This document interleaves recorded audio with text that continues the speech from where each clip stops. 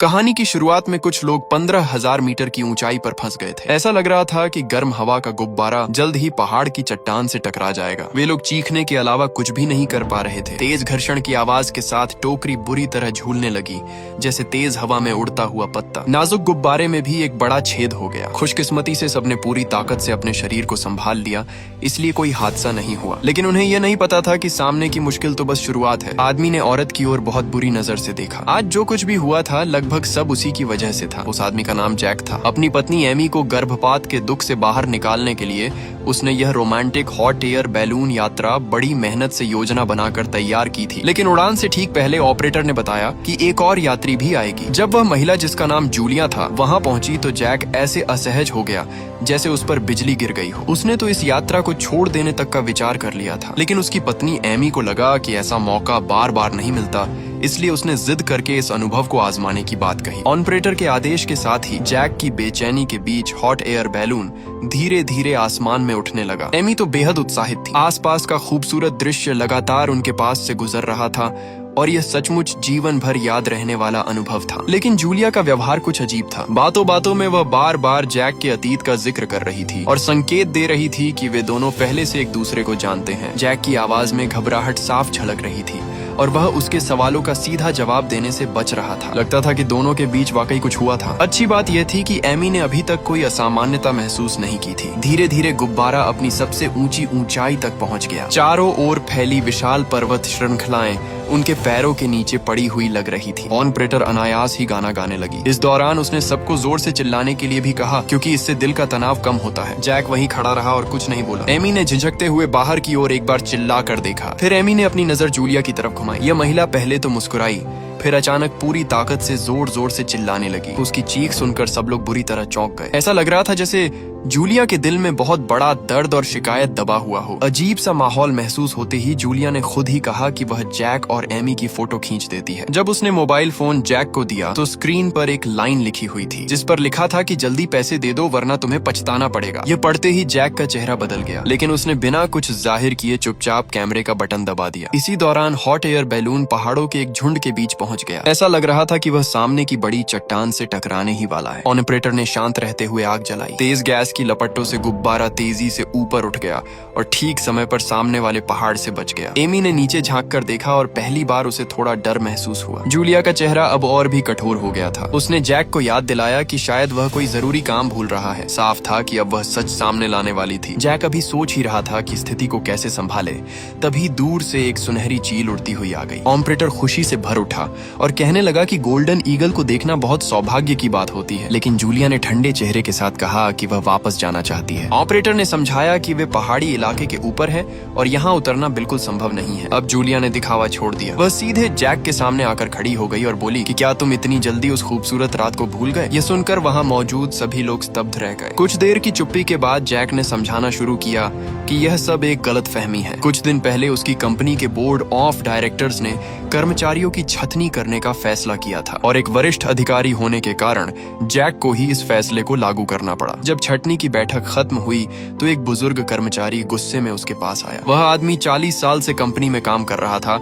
और रिटायरमेंट के ठीक पहले उसे बताया गया कि उसकी नौकरी खत्म कर दी गई है। जैक का सख्त रवैया देखकर उस कर्मचारी ने अचानक जेब से पिस्तौल निकाल ली। जैक डर के मारे सफेद पड़ गया और बोला कि उसकी पत्नी का अभी अभी गर्भपात हुआ है। जब उसने आंखें बंद कर लीं और अपनी मौत का इंतजार करने लगा, तभी तेज गोली की आवाज गूंजी। लेकिन चौंकाने वाली बात यह थी कि उस कर्मचारी ने जैक को नहीं मारा, बल्कि उसने खुद को ही गोली मार ली। इस घटना ने जैक को गहराई से झकझोर दिया। इसीलिए उसने फैसला किया कि वह कुछ समय के लिए छुट्टी लेगा और अपनी पत्नी को लेकर एक हनीमून जैसी यात्रा पर जाएगा। इसके बाद जैक सीधे पर्यटन स्थल डोलोमिटी पर्वत पहुंचा। वहाँ एक बार में उसकी मुलाकात संयोग से जूलिया से हो गई। पता नहीं क्यों यह महिला उसके साथ बहुत ही गर्मजोशी से पेश आने लगी। उसकी बातों में हल्की सी नजदीकी और इशारे भी थे। जैक ने कई बार साफ कहा कि वह शादीशुदा है और अगले दिन अपनी पत्नी के साथ हनीमून यात्रा शुरू करने वाला है। लेकिन जूलिया ने उसकी बातों को नजरअंदाज कर दिया और बेधड़क अपना हाथ उसके जांघ पर रख दिया। अगले दिन पत्नी एमी तय समय पर पहुंच गई। लेकिन उससे मिलने के बाद भी जैक थोड़ा खोया खोया लग रहा था, क्योंकि उसके फोन पर बार बार जूलिया के संदेश आ रहे थे। संदेश में लिखा था कि उसने पिछली रात के रोमांटिक पल का बहुत आनंद लिया और अब वह जैक से 50 लाख रुपए चुप रहने के बदले चाहती है। ये पढ़ते ही जैक का चेहरा उतर गया। उसने तुरंत फोन बंद कर दिया और जबरदस्ती मुस्कान दिखाने लगा। उसने कभी नहीं सोचा था कि उसके साथ ब्लैकमेल किया जाएगा। हालांकि जैक के पास कुछ पैसे थे, लेकिन वह यह रकम देने वाला नहीं था। आखिर वह यहाँ सिर्फ घूमने आया था। उसे लगा कि यात्रा खत्म होने के बाद शायद वह और जूलिया कभी दोबारा नहीं मिलेंगे, लेकिन जूलिया उससे कहीं ज्यादा चालाक निकली। उसने पहले ही जैक की यात्रा की पूरी योजना पता कर ली थी और जबरदस्ती उसी हॉट एयर बैलून यात्रा में शामिल हो गई। जब पैसे मांगने पर भी कुछ नहीं मिला तो उसने सीधे एमी के सामने ही सच्चाई खोलने की धमकी दे दी। जैक लगातार समझाने की कोशिश करता रहा कि उसका जूलिया के साथ कोई संबंध नहीं है और वह सिर्फ उसे ब्लैकमेल कर रही है, लेकिन जूलिया ने एमी के सामने उसके गर्भपात की तारीख तक बता दी। यहाँ तक कि जैक के पेट पर मौजूद बर्थमार्क के बारे में भी उसे पता था। ये सुनकर एमी के मन में शक पैदा होने लगा। फिर भी जैक अपनी बात से पीछे नहीं हटा और सब कुछ झूठ बताता रहा। इससे जूलिया पूरी तरह गुस्से में आ गई। वह तेजी से आगे बढ़ी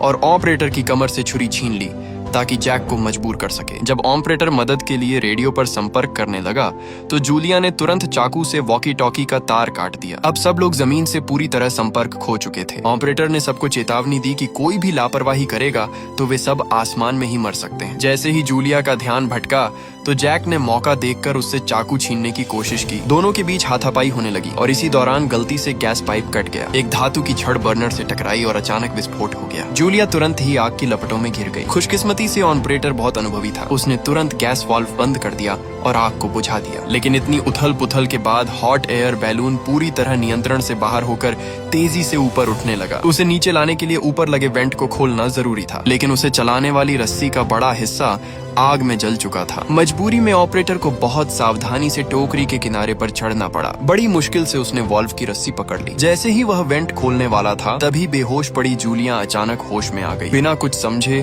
उसने घबराहट में जोर से उसे धक्का दे दिया। फोन ऑपरेटर का संतुलन बिगड़ गया और वह सीधे टोकरी से बाहर गिर गया। सबकी आंखों के सामने उसका शरीर धीरे धीरे नीचे दूर होता चला गया। ये देखकर जैक गुस्से से चिल्लाया कि तुमने उस एकमात्र इंसान को मार दिया जो गुब्बारा चला सकता था। जूलिया घबराकर बोली कि उसने जानबूझकर ऐसा नहीं किया। इस बीच गुब्बारा लगातार ऊपर उठता रहा और अनजाने में 15,000 मीटर की ऊंचाई तक पहुंच गया। वहां हवा बहुत पतली थी और सभी को ऐसा लगने लगा कि कभी भी ऑक्सीजन की कमी से दम घुट सकता है। ऐसे संकट में एमी ने जबरदस्त साहस दिखाया। उसने तय किया कि वह ऑपरेटर की तरह टोकरी से बाहर चढ़कर वेंट खोलने की कोशिश करेगी। जैक उसकी मदद करना चाहता था, लेकिन ऑक्सीजन की कमी के कारण वह अचानक बेहोश होकर गिर पड़ा। उधर एमी की सांसें भी भारी हो रही थी। आधी बेहोशी की हालत में वह हवा में लटक रही थी। जब उसका हाथ छूटने ही वाला था तभी अचानक उसका दिमाग थोड़ा साफ हुआ। एमी ने अपनी पूरी ताकत लगाकर छलांग लगाई और आखिरकार हवा में झूलती रस्सी को पकड़ लिया। जैसे ही उसने वेंट वाल्व खोल दिया तो अचानक गुब्बारा धीरे धीरे नीचे उतरने लगा। कुछ देर बाद जैक भी होश में आ गया। एमी ने फोन करके मदद मांगने की कोशिश की,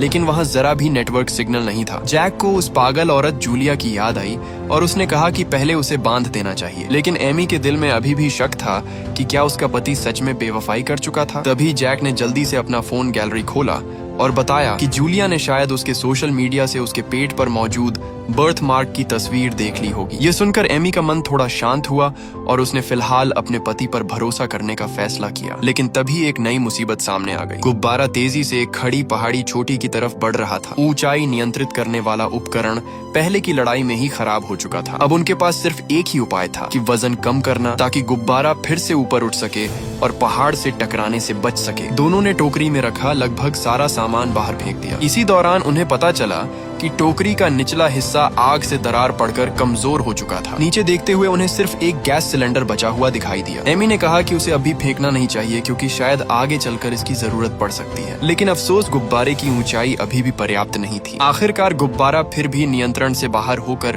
पहाड़ी चट्टान की ओर जा टकराया। गुब्बारे की थैली चट्टान से रगड़ खाकर फट गई और उसमें एक बड़ा चीरा पड़ गया। दोनों ने पूरी ताकत से अपने शरीर को संभाला। सौभाग्य से हॉट एयर बैलून अभी भी उड़ रहा था, इसलिए वे सीधे नीचे गिरकर मरने से बच गए। लेकिन थोड़ी ही देर में गुब्बारा अनियंत्रित होकर घने बादलों के अंदर चला गया। आसपास की दृश्यता अचानक शून्य हो गई। सबको ऐसा लग रहा था जैसे डर की ठंडी लहर उनकी पीठ से गुजर रही हो। जैक ने गुस्से में जूलिया से पूछा कि आखिर वह उसे इतनी नफरत से क्यों पीछा कर रही है। जूलिया की आंखों में जहर भरा हुआ था। उसने धीरे धीरे सच्चाई बताई कि जिस बुजुर्ग कर्मचारी ने छटनी के बाद आत्महत्या कर ली थी और वह उसका पिता था। जूलिया ने कहा कि वह यह सब अपने पिता का बदला लेने के लिए कर रही है। ये सुनते ही जैक के दिमाग में वह दर्दनाक दृश्य फिर से ताजा हो गया। वह कुछ पल के लिए स्तब्ध रह गया। इसी बीच जूलिया ने अचानक चाकू निकालकर जैक के कंधे में घोंप दिया। एमी तुरंत आगे बढ़ी और उसे रोकने की कोशिश की। उसने कहा कि यह फैसला कंपनी के ऊपरी अधिकारियों का था और इसका दोष सिर्फ जैक पर नहीं डाला जा सकता। जूलिया थोड़ी देर के लिए मानो पिघल गई। वह चाकू सौंपने ही वाली थी, लेकिन तभी जैक अचानक आगे बढ़ा और फायर एक्सटिंग्विशर से उसके सिर पर वार कर दिया। जूलिया तुरंत बेहोश होकर गिर पड़ी। जूलिया को इस हालत में देखकर एमी के दिल में गुस्सा भर गया। भले ही जैक बार बार कह रहा था